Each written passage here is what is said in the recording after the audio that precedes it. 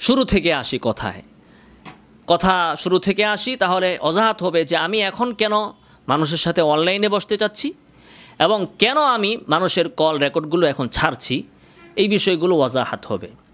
তো ইনশাআল্লাহ আমি হজরতের সাথে আমার যে চ্যাটিং হয়েছিল হোয়াটসঅ্যাপে, সেগুলো আমি দিয়ে দিব, আপনারা দেখতে পারবেন।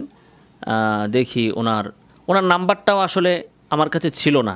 আমি ওই 1 মাস আগে তারিখটা উনি দিয়ে 16 তারিখ, গত সেপ্টেম্বর মাসের 16 তারিখে ওনার সাথে আমার কথা হয়েছে, কলে এই যেটা তিনি ছেড়েছেন এটা কথা হয়েছে। আপনি দেখবেন, আপনাদেরকে আমি দায়িত্ব দিলাম যে 16 তারিখের আগে আমি কোনো ব্যক্তির কল রেকর্ড করা তো দূরের কথা, কল রেকর্ড ছাড়া তো দূরের কথা, কল রেকর্ড করেছি কিনা আমার ফেসবুক গেটে দেখেন। এই যে 16 তারিখের আগে আমার যতটুকু আমি খুঁজে পেলাম, সর্বপ্রথম আমি কল রেকর্ড যেটা ছেড়েছি সেটা হচ্ছে 20 তারিখে। 20 তারিখে আমি কল রেকর্ড ছেড়েছি সর্বপ্রথম, হয়তোবা এর 1-2 দিন আগে দু একটা থাকতে পারে, কিন্তু 16 তারিখ অর্থাৎ তার সাথে কথোপকথনের আগে কারো কোনো কল রেকর্ড আমি ছাড়ি নাই। কাজেই এখান থেকে কথা স্পষ্ট, যারা প্রশ্ন করেছেন সবারটা ছাড়েন তারটা ছাড়লেন না কেন, না, আমি সবারটা যখন থেকে ছাড়া শুরু করেছি তারও আগে 4-5 দিন আগে তার সাথে আমার কথা হয়েছে। তো সবারটা কেন ছাড়ার আমি সিদ্ধান্ত নিলাম সেটা আমি আজকে আলোচনা করব। দেখুন, আমি আজ থেকে হয়তোবা 5-6 বছর আগে এনায়েতুল্লাহ আব্বাসী সাহেব যখন মামুনুল হক সাহেবের একটা বক্তব্য, মামুনুল হক সাহেব আমাদের উস্তাজ, ওনার একটা বক্তব্য নিয়ে কথা বলেছিলেন যে উনি বলেছিলেন যে ঈদ মিলাদুন্নবী খ্রিস্টানদের সংস্কৃতি। তখন তিনি বলেছিলেন যে এইসব বক্তা নামের তক্তা, জাহান নামের তক্তা, বাংলা মদ খেয়ে স্টেজে উঠে না কি করে। তার এই পরিপ্রেক্ষিতে আমি তাকে এবং তাহিরুল কাদেরীকে নিয়ে, আব্বাসী সাহেব এবং তাহিরুল কাদেরী ওনাদের দুজনকে নিয়ে একটা ভিডিও করেছিলাম ঈদ মিলাদুন্নবী সংক্রান্ত। এরপরে বেদাত সংক্রান্ত টুকটাক ভিডিও করেছি এবং আমার বেশ আলোচনার ভিডিও আছে, তাজভিদের উপর আলোচনা আছে, বিভিন্ন মাসাইলের উপর আলোচনা আছে, বিভিন্ন বিষয়ভিত্তিক আলোচনা আছে, সমকালীন প্রসঙ্গ আছে এবং হাদিস বা মাযহাব সংক্রান্ত আলোচনা আছে, আমার ইফতা বিভাগের ক্লাসের আলোচনা আছে, মেডিকেল সায়েন্সের উপর আমার নিজস্ব লেখা বই আছে এবং এই বিষয়েও আলোচনা আছে। তো আমি এনায়েতুল্লাহ আব্বাসী বা বেদাতীদেরকে এতটা ধরি নেই। এরপরে 2-1 বছর আগে ওই ইয়াহিয়া মাহমুদ সাহেব হুজুরের একটা বক্তব্যকে বিকৃত করে আব্বাসী সাহেব খুব গালিগালাজ করেছিলেন। তো সেইটা নিয়ে আমি আবার একটা বক্তব্য দিয়েছিলাম এই টুকটাক। তো এই বছর আমি যখন দেখলাম যে আব্দুল মালিক সাহেব হাফিজাহুল্লাহ তিনি যখন বাইতুল মোকাররমে একটা বক্তব্য দিয়েছেন, তো তার বক্তব্যটাতে বেদাতিরা খুবই প্রতিক্রিয়া দেখাচ্ছে, কিন্তু আমাদের অঙ্গনে কেউ কথা বলছেন না। এমনকি যারা সবসময় কথা বলতেন তারাও কথা বলছেন না, কারণ দেশের প্রেক্ষাপট এবং রাজনীতিক নিয়ে, নির্বাচন নিয়ে সবাই হয়তো ব্যস্ত, এই জন্য কথা বলছেন না। সেজন্য আমি তাদের এই গালিগালাজ দেখে একটা স্ট্যাটাস দিলাম। দেওয়ার পরে দেখলাম যে আমাকেও খুব গালিগালাজ দেওয়া শুরু হলো। এরপরে আমি 2-1টা ভিডিও বানালাম, আব্বাসী সাহেবের কিছু দলিল আদিল্লা খণ্ডন করে আমি ভিডিও বানানোর পরে বেদাতি মহল আমাকে ফোন দেয়, ডিস্টার্ব করে, ফোন দিয়ে এটা সেটা জিগায়। এখন আমার কথা হচ্ছে যে বাবা, তুমি আমাকে ফোন দিয়ে যে কথা জিজ্ঞেস করছো, তোমাকে আমি যে উত্তর দেব এতে আমার কি ফায়দা হবে? উত্তর দেওয়ার পর তুমি তো আমার উত্তরটা গ্রহণ করবেই না। তোমাকে কোরআন দিয়ে উত্তর দিলে তুমি বলবে মুস্তাহিদের কথা দেন, মুস্তাহিদের কথা দিলে বলবে কোরআন দেন। তুমি ঈদ মিলাদুন্নবীর দলিল দেবে কোরআন দিয়ে, আবার যদি আমি চ্যালেঞ্জ করে যে কোরআনে নাই, তখন বলবে কোরআনে কি একমাত্র দলিল। এই ধরনের ছলচাতুরির আশ্রয় নেবে। তাহলে তোমার কল ধরে তোমার সাথে কথা বলে তো আমার কোনো লাভ নাই। হ্যাঁ, যদি তুমি আমার সাথে প্রকাশ্যে সামনাসামনি আলোচনা করো, রেকর্ড থাকে, তাহলে তুমি আমার কথা না নিলেও এখানে কি আলোচনা হলো এখান থেকে জাতি খোরাক খুঁজে পাবে। এই হচ্ছে দৃষ্টিভঙ্গি। এই জন্য আমি কোনো বেদাতির সাথে যখন কথা বলি, তাকে হেদায়েত করা, তাকে বোঝানো বিলকুল আমার কোনো মাকসাদ না, তাকে লাইনে আনাও আমার কোনো মাকসাদ না। আমার মাকসাদ হচ্ছে তার বক্তব্যকে খণ্ডন করে জাতিকে দেখানো যে এই লোক বা এই আলেম যে দলিল দেয় ভুয়া দলিল, এটা দেখানো হচ্ছে উদ্দেশ্য। এখন এটা তো সামনাসামনি ছাড়া হয় না সাধারণত। তো উনি অনেকে আমাকে ফোন দেয়, আমি তাদের সাথে কল কেটে দেই, বলি সামনে আসেন। এর এক পর্যায়ে একজন ব্যক্তি আমাকে মেসেজ দিল যে আপনি ফোনে কথা বলেন, পারলে বাহাস করেন, পারলে এটাকে আমি কার সাথে বাহাস করব। বলে যে অমুক ফরিদগঞ্জে নামে এক হুজুর আছে, আমি তো চিনি না ভাই। কাজে আছে একজন হুজুর দারুন নাজাতের, উনি বাংলাদেশের ওই গ্রুপের সবচেয়ে বড় আলেম, উসমান গনি সালি থেকেও বড় আলেম, এটা আরেকজন বলছেন। তো ওই লোক বলল যে আপনি তার সাথে বসেন। আমি বললাম যে তাকে বলেন আমার সাথে বসতে। তো সেই রকম কয়েকদিন পর আমার আবার মেসেজ দেয়। আমি বলি যে কই আপনার বাহাসের কি খবর? বাহাস হবে হবে হবে। তো এরকম যতক্ষণই আমার আবার সে বিরক্ত করে, আমি বলি যে কই বাহাস কই, তো হ্যাঁ কয় যে আবার থাইমা যায় হবে। তো একদিন একজন ব্যক্তি আমাকে ফোন দিলেন, ফোন দিয়ে সকাল বা দুপুরের দিকে হবে, ফোন দিয়ে বললেন যে আমি ফরিদ দারুন নাজাত থেকে বলছি, ভাইজান আপনার বাসাটা কোথায়? খেয়াল করবেন কথা, বলতেছে যে ভাইজান আপনার বাসা কোথায়? তা আমি আমার বাসার ঠিকানা দিলাম। যে তাহলে তো আপনি কাছেই আছেন, ভালো, তাহলে একদিন আপনার কাছে আমরা আসতে চাই। কি বিষয় ভাই, কেন আসবেন? বলে যে আপনার সাথে একটু মুজাকারা করব। আপনি তো ঈদ মিলাদুন্নবী নিয়ে অনেক বক্তব্য দিচ্ছেন, কথা বলছেন, ভিডিও বানাচ্ছেন, তো আপনার সাথে একটু আমরা মুজাকারা করতে চাই। এগুলো হচ্ছে উনি ডাইরেক্ট কল দিয়েছে, হোয়াটসঅ্যাপ মেসেজ না।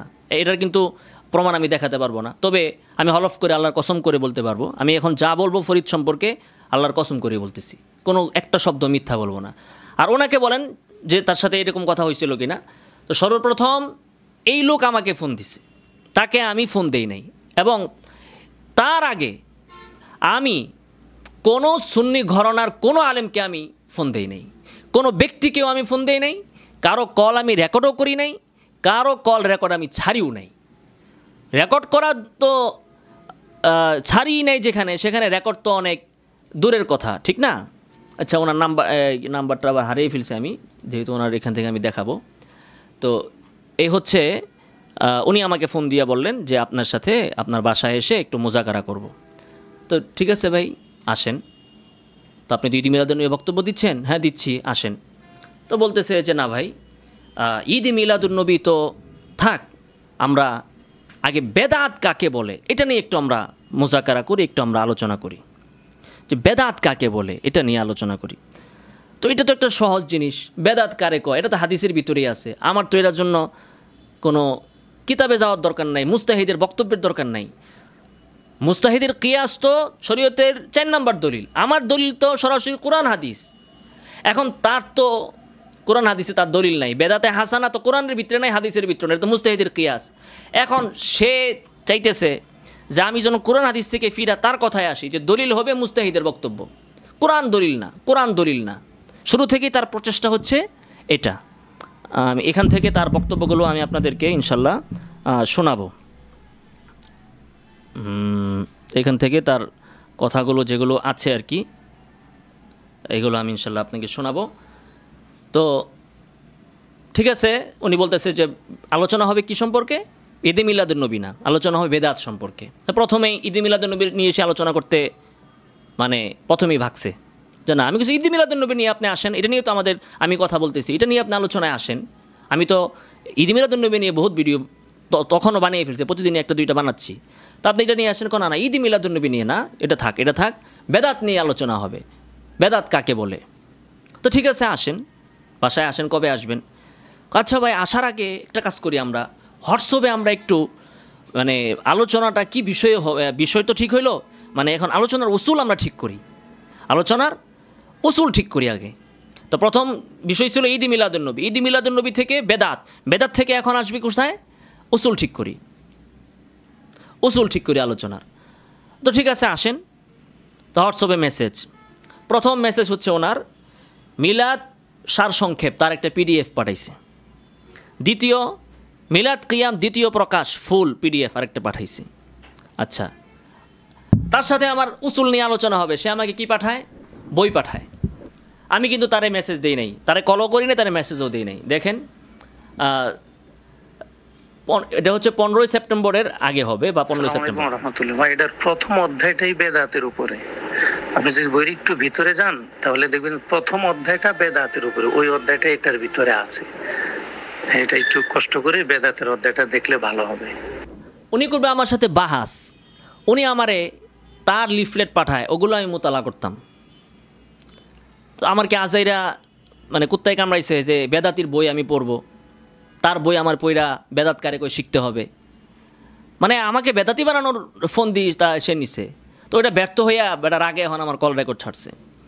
তো যাই হোক, এরপরে আরেকটা রহমতুল্লাহ ভাই, আমাদের বেদাতের চ্যাপ্টারটা যদি মেহরবানি করে দেখার একটু সুযোগ হয় তাহলে আপনার আপত্তিগুলো আমাদেরকে জানালে আমরা ওইভাবে পড়াশোনা করতাম বা পরামর্শ করতাম কি করা যায়। হ্যাঁ, আসসালামু আলাইকুম। তো দেখেন, আমি কিন্তু তাকে ভাষ সম্পর্কে ফোনেও বলি নাই, আলোচনা সম্পর্কে সেই আমারে বলতেছে।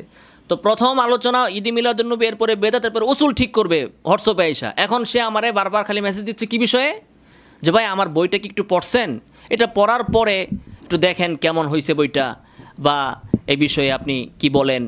হ্যাঁ, আমরা একটু পড়াশোনা করতাম। আরে পড়াশোনা আপনার সাথে আমার কী এর পড়াশোনা? আপনি কি আমার তালিমে মুরব্বী নাকি যে আপনার দেওয়া বই আমার পড়তে হবে?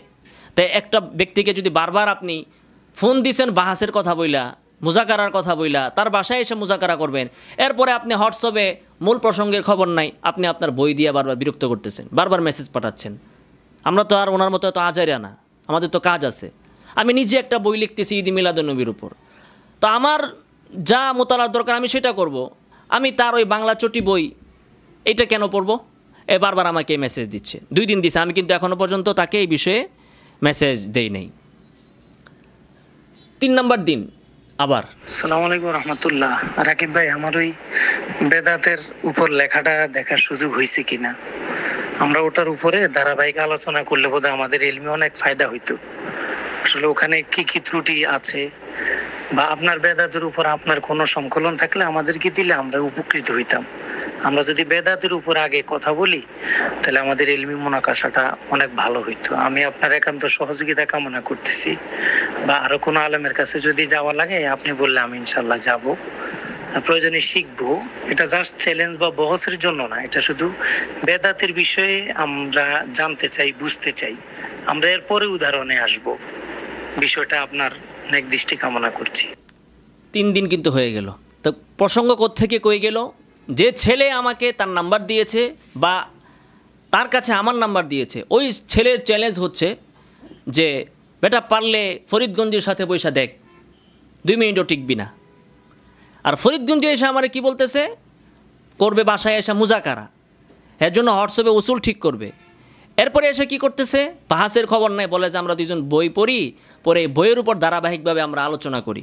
তার সাথে তার বই নিয়ে, মানে বাহাসের বিষয় এখন হয়েছে কি, তার বইয়ের উপর আমরা আলোচনা করতাম।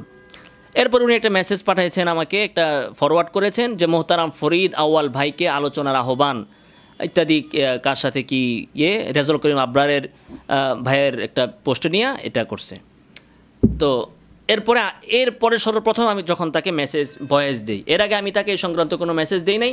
উনি যখন আমাকে তার বইয়ের কথা বলে, তা আমার বইটা পড়েন, তখন আমি এনায়েতুল্লাহ আব্বাসী সাহেবের যে বক্তব্যগুলো খণ্ডন করছি, সে আমার বই পড়তে বললে আমি আমার একটা ভিডিও তারে পাঠিয়ে দিই, যে বেটা বইয়ে যা লেখছেন এটা তো আমার ভিডিওর ভিতরে খণ্ডন করা আছে, আপনারা তো এটাই লিখবেন, বেদাতের প্রকার, বেদাতের সংজ্ঞা। তার বই আমি পড়ি নাই, কিন্তু এটা বেদাতের ভিতরে আপনি, বেদাতিরা তো এক কথাই লিখবে, আব্বাসী যা কয় উনি তো তাই বলবে।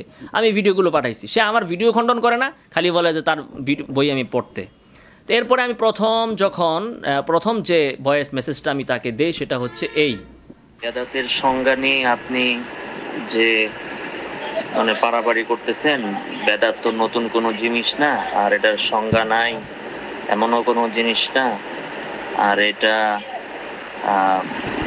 এমন জিনিস না যে এটার জন্য এখন মানুষ বেদাত করতেছে, বেদাতের অর্থ বুঝে না, এই জন্য বেদাতের অর্থ নবীর হাদিসের ভিতরেই আছে, মান আহদাসা ফি আমরিনা হাযা মা লাইসা মিনহু ফাহুয়া রাদ্দুন।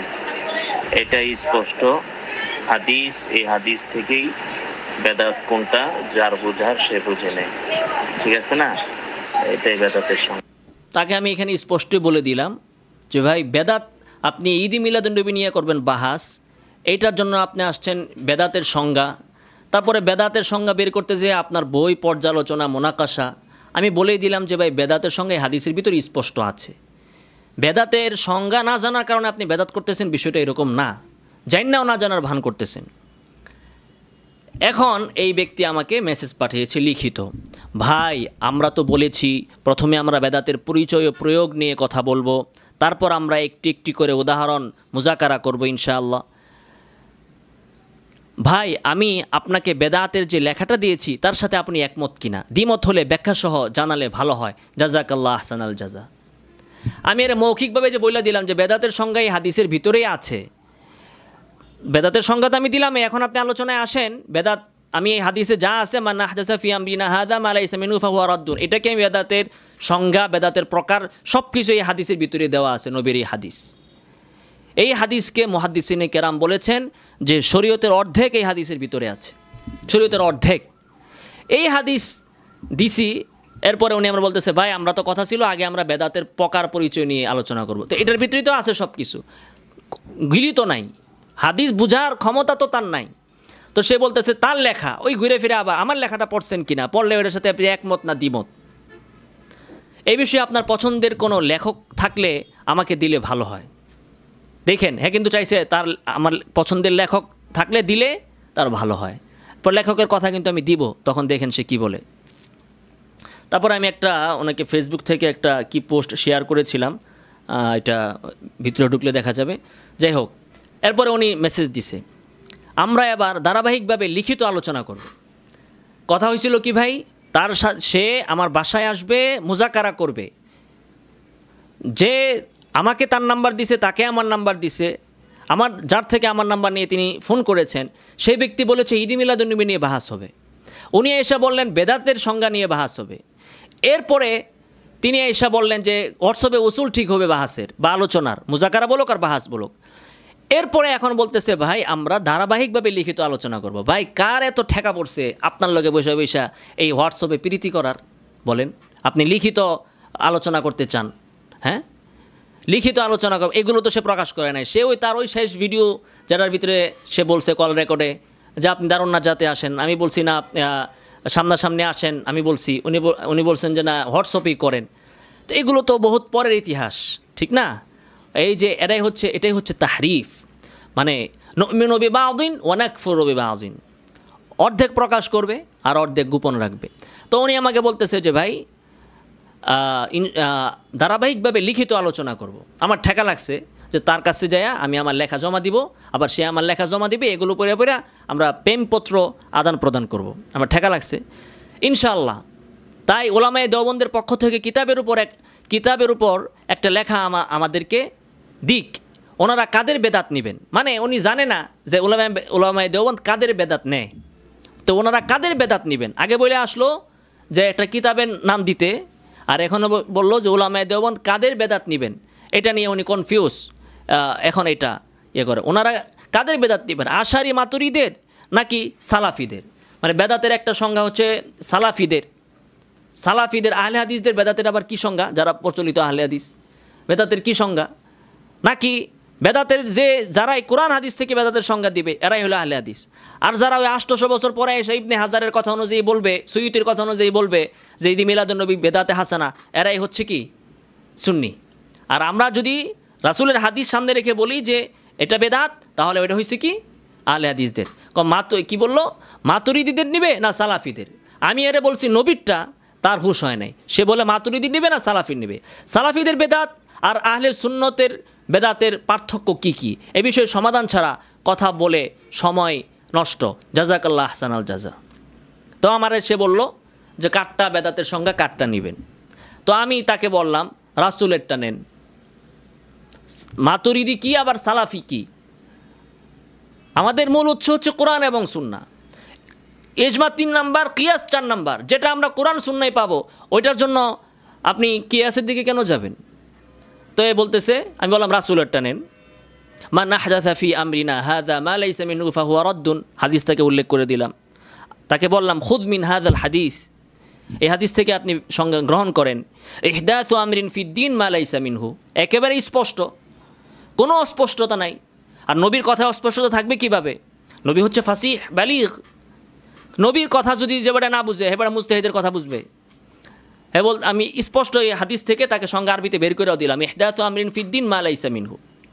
এখন দেখেন উনি কি জবাব দিয়েছে, হাদিসের জবাবে উনি কি দিয়েছে। আমি তো এই বেচারারে কিছু বলি নাই সেদিন, আপনারা দেখছেন যে আমি একটু গরম করে কথা বলছি দেখে আপনারা অনেকে হয়তো বা বলেন যে এত উত্তেজিত হয়ে কথা বলছে। এই কথা যদি ইবনে ওমরের সামনে বলতো, ওমরের সামনে বলতো, আলী ওসমান ওনাদের সামনে যদি বলতো, এর সম্পূর্ণ গলা টিপ্পা ওনারা মেরে ফেলতো। সে যে কথা বলছে নবীর হাদিস পাওয়ার পরে, নাউজুবিল্লাহি মিন যালিক। এজন্য আমি বলি যে প্রত্যেকটা বেদাতি কুফরের নিকটবর্তী। একজন আলেম কিতাব পড়ায়, তো আপনি কিতাব পড়ান কেন? আপনি হাদিস পড়ান কেন? আপনি হাদিস কি পড়ান? এই হাদিস বুখারীর ভিতরে নাই, তো বুখারীর হাদিস আপনি কেমনে পড়ান কেন? তাইলে বুখারী পুইরা ফেলেন, বসে বসে মুস্তাহিদের কথা নিয়ে মুস্তাহিদের কথা দুইয়া পানি খান। তো নবী হচ্ছেন রহমত, আর রসুলের হাদিস কার জন্য? মুস্তাহিদের জন্য। কোথায় এই কথা আছে যে আহাদিসুন নবী সাল্লাল্লাহু আলাইহি ওয়াসাল্লাম খাসাতুন বিল মুস্তাহিদ? এই যে বেদাতিরা যে মানুষকে বলে তোমরা কোরআন পড়ো না, তোমরা হাদিস পড়ো না, সোর্সিনা চটি বই পড়ো, কি উদ্দেশ্য? উনি যে আমার খালি বারবার বলতেছে যে আপনি আমার এই বইটা পড়েন, আমার এই বইটা পড়েন, উদ্দেশ্য এটাই। নবীর হাদিসে গেলে তো শেষ, কোরআনের ভিতরে ঢুকলেই তো হয় শেষ। তার উসুল আর আমার উসুল মিলবে কিভাবে বলেন? আমি মনে করি মুহাম্মদ সাল্লাল্লাহু আলাইহি ওয়াসাল্লামের ওফাতের পর, খোলাফায়ে রাশিদিনের পর, সাহাবায়ে কেরামের পর আর যে এবাদতে আবিষ্কার করুক, সে যেই হোক না কেন, সেই এবাদত মারদুদ। আর এই বেচারারা মনে করে উসমান গনি সালিহি যদি আজকে একটা ঈদ আবিষ্কার করে, নামাজ আবিষ্কার করে, তাহলে ওইটা মুহাম্মদ সাল্লাল্লাহু আলাইহি ওয়াসাল্লামের ঈদ থেকেও আরও বেশি শ্রেষ্ঠ হবে। তাহলে এর সাথে আমার উসুল মিলবে কিভাবে? এখন একটা হিন্দুর সাথে আমার উসুল মিলবে, তো একটা বেদাতির সাথে আমার উসুল মিলবে কিভাবে? আর উসুল মিললে ওই বেদাতি হইল কিভাবে? আর উসুল যদি মিলতো তাহলে আমিও বেদাতি হইতাম। তার উসুল আমার উসুল এক থাকলে হয়তোবা সে আমার লাইনে যেত, আমি তার লাইনে যেতাম। উসুলই তো এক না। সে মনে করে যে 2025 সালেও নতুন নতুন আবাদত বানানো যায়, আর আমি মনে করি 2025 কেন, 2025 তো দূরের কথা, নবীর পরে এবং খোলাফায়ে রাশিদিনের পরে আর কোনো আবাদত আবিষ্কৃত হতে পারে না, যা হবে সেটাই বেদাত। এটাই সমস্ত ওলামায়ে কেরামের বক্তব্য। কোন ওলামায়ে কেরাম এই বিষয়ে দ্বিমত পোষণ করেছেন? দ্বিমত যে পোষণ করবে হয় কাফের। আল ইয়াউমা আকমালতু লাকুম দীনাকুম, কোরআনের আয়াত। এখন হয় যদি বলে যে আমি কোরআনের আয়াত বুঝি না, তাহলে ওইটা ওর দুর্ভাগ্য, এটা আমার কি আসে যায়? কেউ যদি বলে কোরআনের আয়াত পেয়ে যায়, আমি কোরআনের আয়াত তো বুঝা আমার কাজ না, আমার কাজ হচ্ছে মুস্তাহিদের কথা বুঝা, তাহলে এর কপাল হে পড়ছে। এরপরে কোনো মুস্তাহিদ তো তার পক্ষে বলবে না। যাই হোক, তাহলে তার সাথে চেতাচিত করার কারণটা হচ্ছে এটা, সে কত বড় বেয়াদব, কত বড় গুস্তাখে রাসূল। নবীর হাদিস পাওয়ার পরে সে বলে রাসূলেরটা নিবেন মুস্তাহিদ ইমামগণ। তাহলে আপনারা কেন কিতাব পড়েন, কেন হাদিস পড়েন? শুধু মুস্তাহিদ ইমামের কথা পড়বেন, হাদিস কেন পড়েন?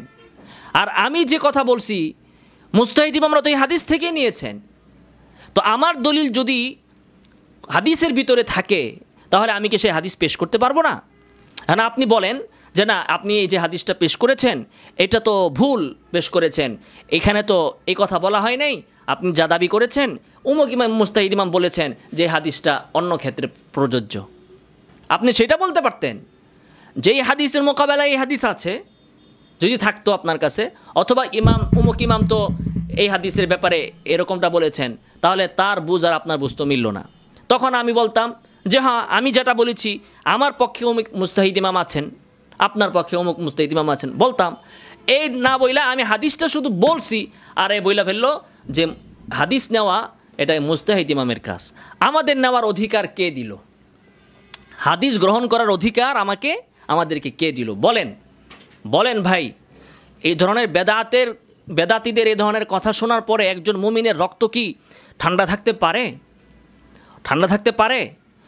আপনারা রাস্তাঘাটে একটা চোরকে গণদোলাই দেন, একটা ডাকাতকে পিটান, ধর্ষককে পিটান, তাহলে যে নবীর হাদিস পায়া, যে সাহাবায়ে কেরামের সামনে নবীর হাদিস বলার পরে কেউ যদি বলতো যে এটা আবু বকর এমনটা বলছে, সঙ্গে সঙ্গে ইবনে ওমর বর্ণ সাহাবী রাগান্বিত হয়ে যেতেন যে আমি তোমাকে নবীর হাদিস শোনাচ্ছি আর তুমি আইসো অমুক সাহাবীর কথা, অমুকের কথা নিয়ে, ওনারা রাগান্বিত হয়ে যেতেন। আর এই ব্যক্তি সম্পূর্ণ রদ। তো দেখেন কত বড় আবার বোকা, নির্বোধ, কারণ বেদাতি মানেই মাথায় গিলু নাই, এ কত বড় নির্বোধ। তো সে দলিল আমি দিলাম হাদিস দিয়া দলিল, সে বলতেছে হাদিস দিয়া দলিল দেওয়া আঙ্গর কাজ না। তার কথার সপক্ষে দলিল দিল কোরআনের 3টা আয়াত দিয়া, ফাসালু আহলা যিকরি ইন কুনতুম লা তা'লামুন, তোমরা জিজ্ঞাসা করো আহলু যিকিরকে ইন কুনতুম লা তা'লামুন, যদি তোমরা না জানো। আতিউল্লাহ ওয়া আতিউর রাসূল ওয়া উলিল আমরি মিনকুম, তোমরা অনুসরণ করো আল্লাহর, তার রাসূলের এবং তোমাদের মধ্য থেকে যারা আলেম তাদের, এবং ওয়াত্তাবিয়া সাবিলা মান আনাবা ইলাই, যে আমার দিকে ধাবিত, আল্লাহ বলতেছেন তোমরা তার অনুসরণ করো। এই 3 আয়াত দিয়ে এখন তার এলেমের দৌড় কদ্দুর, কোরআনের দৌড় কদ্দুর, এখান থেকে আপনি বুঝেন। আমি স্ক্রিনশট আপনাদেরকে দিয়ে দিব। আমি চাই না যে তার গুমর এতদিন ফাঁস করতে, আজকে ফাঁস সে নিজে করতে বাধ্য করলো। হ্যাঁ, তার ছাত্ররা এটার জবাব দিক যে রাসূলের হাদিস গ্রহণ করা যাবে না, কারণ রাসূলের হাদিস বোঝার ক্ষমতা আবার নাই। এর দলিল হচ্ছে ফাসালু আহলা যিকরি ইন কুনতুম লা তা'লামুন। আল্লাহ তাআলা বলতেছেন না জানলে তোমরা আহলু যিকিরকে, জাননেওয়ালাদেরকে জিজ্ঞেস করো যদি তোমরা না জানো। না জানলে জাননেওয়ালাকে জিজ্ঞেস করো। অতএব নবীকে জিজ্ঞেস করা যাবে না, তার মানে নবী আহলু যিকির না, নবী জাননেওয়ালা না। আল্লাহ বলতেছেন যদি না জানো তাহলে জাননেওয়ালাকে জিজ্ঞাসা করো। উনি বলতেছেন যে না, নবীর হাদিস থেকে নেওয়া যাবে না, নবীর হাদিসকে থেকে জিজ্ঞাসা করা যাবে না। কেন? তাহলে নবী কি আহলে যিকির নন? নবী কি আলেম নন? নবী কি জাননেওয়ালা নন? আল্লাহ বলছেন জাননেওয়ালাকে জিজ্ঞাসা করতে। তো নবী তো জাননেওয়ালাদের ভিতরে সবচেয়ে আগের। যে কথা আমরা নবীর থেকে উত্তর পাবো সেই কথায় আমরা কেন সাহাবীদের দিকে যাব? যেটা আমরা সাহাবীর থেকে পাবো সেটা কেন তাবিঈতে যাব? তাবিঈর মধ্যে যেটা পাবো সেটা কেন আবু হানিফার কাছে যাব? আবু হানিফার কাছে যেটা পাবো সেটা কেন সুফিয়ানের কাছে যাব? তো শরীয়তের তো উসুল 4টা, কিন্তু ভাগ আছে না। কোরআন, হাদিস, ইজমা, কিয়াস। প্রথমে কোরআন না পাইলে হাদিসে, হাদিস না পাইলে ইজমা, ইজমা না পাইলে কিয়াস। যেটা হাদিসে আছে সেখানে কিয়াস করাই তো না জায়েজ। 2 নম্বর দলিল দিছে, দেখেন কত বড় নির্বোধ, বোকা, মূর্খ দলিল দিছে যে হাদিস থেকে আমরা নিতে পারবো না। এর দলিল হচ্ছে আতিউল্লাহ, অনুসরণ করো আল্লাহর, ওয়া আতিউর রাসূল, রাসূলের, উলিল আমরি মিনকুম, এবং তোমাদের মধ্য থেকে যারা আলেম। তো এখানে তো প্রথমে আল্লাহকে জিজ্ঞেস করতে বলছে, আল্লাহর ইত্তেবা, অনুসরণ, ইতাআত। 2 নম্বর রাসূলের ইতাআত। 3 নম্বর হচ্ছে উলুল আমর। তো মুস্তাহিদ তো 3 নম্বরে, এ প্রথম নাম্বার 2 নম্বর বাদ দিয়ে ফালমাইরা 3 নম্বরে গেছে গা। দেখেন কাহিনী, অবস্থা দেখেন। তারপরে ওয়াত্তাবিয়া সাবিলা মান আনাবা ইলাই, আল্লাহ তাআলা বলতেছেন যে আমার দিকে ধাবিত তুমি তার অনুসরণ করো। তার মানে নবী আল্লাহর দিকে ধাবিত নন, এই জন্য নবীর অনুসরণ করা যাবে না। নাউজুবিল্লাহি মিন যালিক। ঈমান আছে? এরপরে কত বড় নির্বোধ, হাদিস আমরা বুঝি না সেজন্য হাদিস দিয়ে দলিল দেওয়া যাবে না। এর পক্ষে দলিল হচ্ছে কোরআন। তো কোরআন আপনি কেমনে বুঝেন? আপনি কোন মুস্তাহিদ যে আপনি কোরআন বুঝেন? আমি যদি হাদিস না বুঝি তো আপনি কোরআন বুঝলেন কেমনে? আপনি কোরআনের দলিল কেমনে দেন? আপনি নির্বোধ না? তাহলে হাদিসকে বন্ধ করার জন্য, হাদিসের পথকে বন্ধ করার জন্য, হাদিস বুঝি না এই কথা বলে আপনি দলিল দিচ্ছেন কোরআন দিয়া। কি সিস্টেম এটা? এটা কোন ধরনের ইস্তিদলাল হইল? হ্যাঁ, আমার কল রেকর্ড ছাড়া ফডর করতেছে। হ্যাঁ, যে এখানে স্ক্রিনে এখন যদি আমি দেই, সে যে মেসেজে আমার কি বলে রাখছে, আর তার উপরে যে আমি রাগান্বিত হয়েছি কেন, এটা দেখেন। এটা যদি আমার কোনো ছাত্র, আমার কোনো ছোটো ভাই করতো, আরে আমি 100 জুতা পেটা করতাম। যে এত বড় বেয়াদব তুই, যে নবীর হাদিস আসার পরে তুই বলস যে হাদিস বুঝা আমাদের কাজ না, হাদিস নিবেন মুস্তাহিদরা, এর দলিল হচ্ছে কোরআনের আয়াত। তুই কোরআন বুঝস আর হাদিসের বেলায় তুই মুস্তাহিদের উপরে ছাইরা দেস, কত বড় বাটপার তুই। এই হলো এর অবস্থা। তো দেখেন এরপরে ফাসআলু আহলা যিকরি ইন কুনতুম লা তা'লামুন, আতিউর রাসূল, রাসূল সাল্লাল্লাহু আলাইহি ওয়াসাল্লাম থেকে নেওয়ার জন্য স্বয়ং আল্লাহ আদেশ করেছেন। আপনার আর কার অনুমতি লাগবে? উনি যে আমাকে জিজ্ঞেস করেছিল যে হাদিস থেকে নেওয়ার অধিকার আমাদেরকে কে দিয়েছে, তো আমি তাকে বললাম যে আপনার আর কার অনুমতি দরকার? বেচারা এটার কোনো উত্তর দিল না। প্রসঙ্গ আরেকটা নিয়ে আসছে, মা লাইসা মিনহু, বলে হাদিসে কি বোঝানো হয়েছে? ইমামগণ তো বুঝেছেন মুস্তামবাতাম মিনহু, আর ইস্তেমবাত করা মুস্তাহিদের কাজ। তো কেটা না করছে ইস্তেমবাত করা মুস্তাহিদের কাজ? তো ইস্তেমবাত করা মুস্তাহিদের কাজ দেখে কি এই হাদিস থেকে বেদাতের সংজ্ঞা নেওয়া যাবে না? মা লাইসা মিনহু মানে হাদিস থেকে যেটা মুস্তামবাত করা হয় নাই, এমন নতুন কিছু আবিষ্কার করলে সেটা বেদাত হবে। তো এই জায়গায় সে অপ্রাসঙ্গিকভাবে মুস্তামবাতাম মিনহু এই শব্দ এখানে সে নিয়ে এসেছে। তারপরে বলতেছে তাহলে সনদের কি দরকার? আজব কথা। তো হাদিস থেকে যখন নিব তো হাদিসে সনদ লাগবে না? হাদিস থেকে আমি নিতে বলতেছি, তো সনদ ছাড়া আমি হাদিস, এটা কি হাদিস না, সহি কি দাইফ না মাউজু, কীভাবে বুঝবো? তো হাদিস থেকে নেওয়ার জন্যই তো সনদ আবিষ্কার হয়েছে।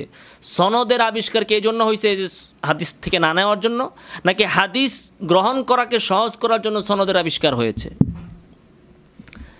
তো এই হচ্ছে এই বেচারার বক্তব্য বা বুঝ। এরপরে উনি বলতেছে যে আহলে হাদিসরা তো এটাই চায়। তো আহলে হাদিসরা যদি কোরআন হাদিস চায়, কোরআন হাদিস দিয়ে যদি আহলে হাদিসরা দলিল দেয়, জন্য আমরা দলিল দিতে পারবো না। আহলে হাদিসরা নামাজ পড়ে দেখে আমরা নামাজ পড়বো না, তাহলে তো মুস্তাহিদ ইমামের কোনো প্রয়োজনই নাই। কত বড় নির্বোধ! মুস্তাহিদ ইমামের প্রয়োজন কেন থাকবে না? সব হাদিস কি স্পষ্ট নাকি? সব হাদিস কি বেদাত নিয়ে আলোচনা?